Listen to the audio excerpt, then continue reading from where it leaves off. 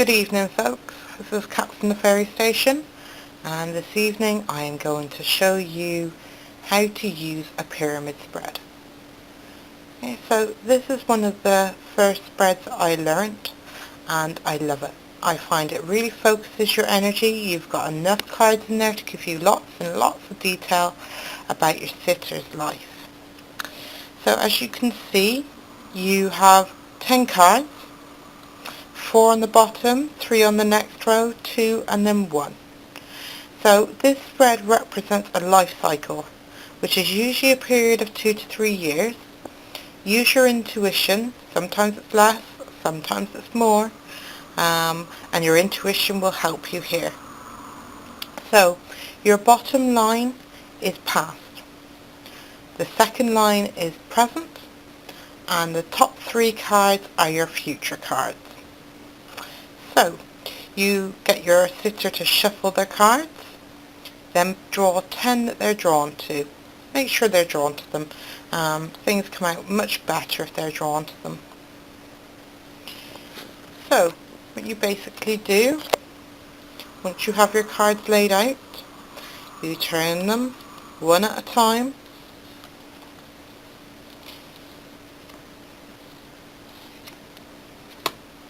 Turn your past row, and then describe card one by one by one.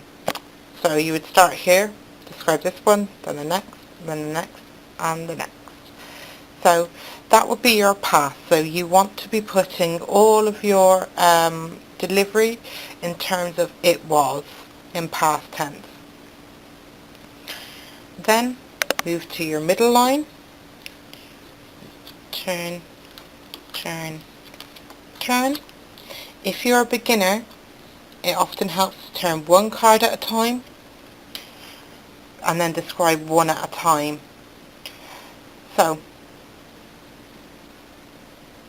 when you've turned that, turned your present row, describe your cards. Give your sitter what you're getting from them, and then move these out of the way.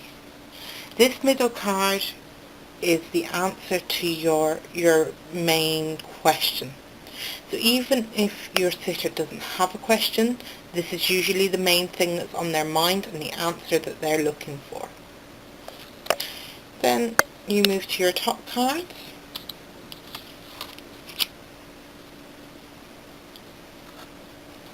Turn them over. And these are your future cards. So don't forget to explain that future cards are never set in stone, that the person has the ability and the power to change these if they want to.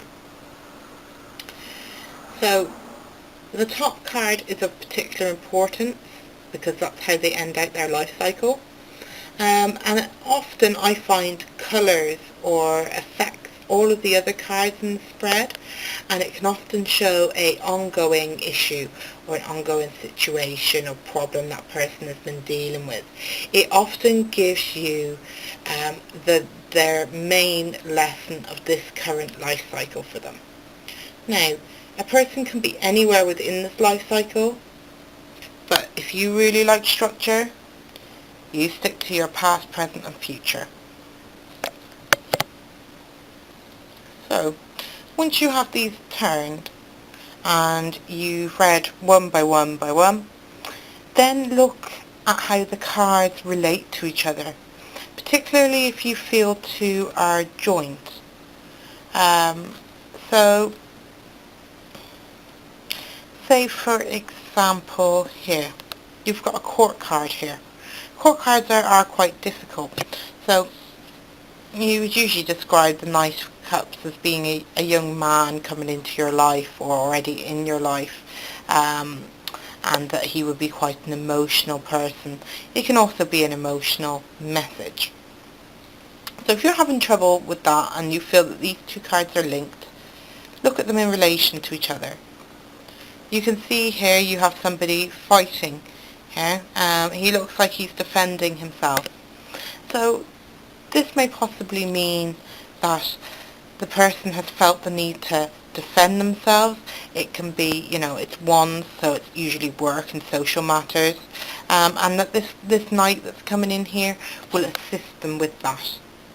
Again, always use your intuition on top of your card meanings to flesh out and really get to the guts of the issue, what it is about that card that is resonating with your sitter. So, that's a pyramid spread. Brilliant energy, a really simple and easy in-depth card reading that you can use on anyone. It's a general reading, works best with just general things, so looking at different areas of the person's life, it's not one that's to be used for specific means. I hope you've enjoyed this video. Love and light.